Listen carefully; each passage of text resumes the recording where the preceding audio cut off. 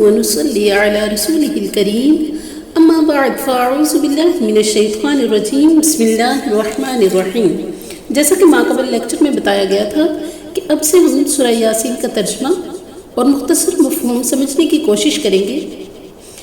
آج ہم آیت نمبر 1 سے لے کر آیت نمبر 6 تک سمجھیں گے۔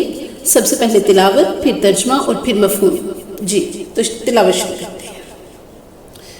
اعوذ باللہ من الشیطان الرجیم بسم اللہ الرحمن الرحیم۔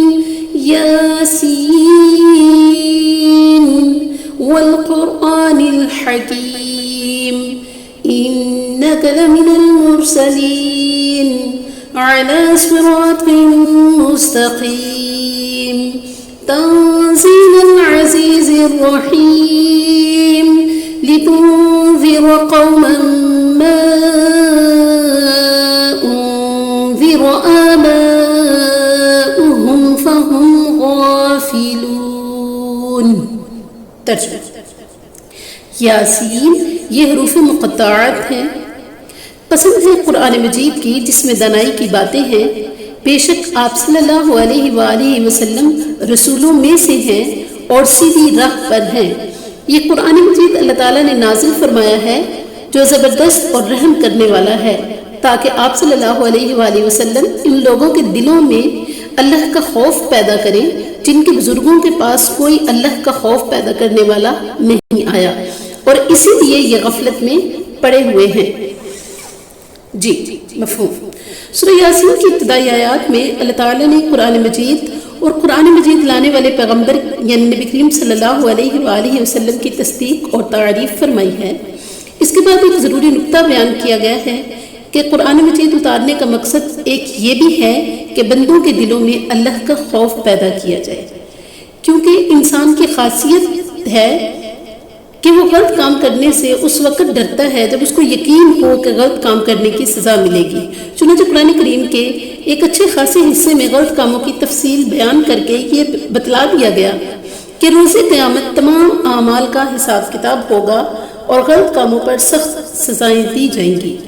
افسوس ہے کہ موجودہ دور کے مسلمان زبانی طور پر تو قرآن مجید پر ایمان رکھتے ہیں اور روز قیامت اور حساب کتاب کو بھی مانتے ہیں، لیکن کسی سزا کا خوف کیے بغیر نہایت دلیری سے اسلامی اصولوں کی خلاف ورزی کر رہے ہیں۔ چلیے ہم اس خوف کو حقیقی پس منظر میں دیکھ کر سمجھنے کی کوشش کرتے ہیں۔ مثلا دنیا میں ہمیں کیسا خوف ہو سکتا ہے؟ چھوٹی سی مثال کے طور پہ کہ اگر ایک ڈاکو پسٹل لے کر آپ کے سامنے آ جائے اور کہے جو کچھ آپ کے پاس ہے وہ نکال کر میرے قدموں میں رکھ دو، تو یقیناً لوگوں میں سے کوئی بھی شخص اگر ہوگا تو وہ فوراً اس کے حکم کی تعمیل کرے گا، کیونکہ انہیں یقین ہوگا کہ اگر اس کا حکم نہ مانا تو انجام برا ہوگا۔ جملہ ذرا سخت ہے لیکن حقیقت پر مبنی ہے۔ کیا ہمارے دلوں میں اللہ کا اتنا بھی خوف نہیں جتنا ایک ڈاکو کا ہے؟ کیا اللہ کی خشیت، اللہ کا خوف ہمارے دلوں میں نہیں ہے؟ اگر اللہ رب کریم کی تعریف، حمد و ثنا اور اس کے خوف کی اللہ کو کوئی ضرورت نہیں، اگر سارے کے سارے جن و انس مل کر اللہ کی نافرمانی شروع کر دیں تو اس سے اس رب کی شان میں ذرا برابر بھی فرق نہیں آئے گا، اور اگر سارے کے سارے جن و انس ایک ہو کر اللہ کی شان اور کبریائی بیان کرنے لگے تو اس سے بھی اس کی عظمت اور کبریائی میں کوئی فرق نہیں آئے گا۔ ہاں البتہ نافرمانی کی صورت میں نافرمان خود انجام بد اور سزا کے مستحق قرار پائیں گے، اور فرما برداری کی صورت میں فرما برداروں کو دنیا اور آخرت میں انعام و اکرام اور اجر و ثواب، قدر و منزلت سے نوازا جائے گا۔ جی تو آج ہم عہد کرتے ہیں کہ ہم اپنے دل میں اپنے رب کا خوف، اپنے رب کی خشیت کو پیدا کریں گے۔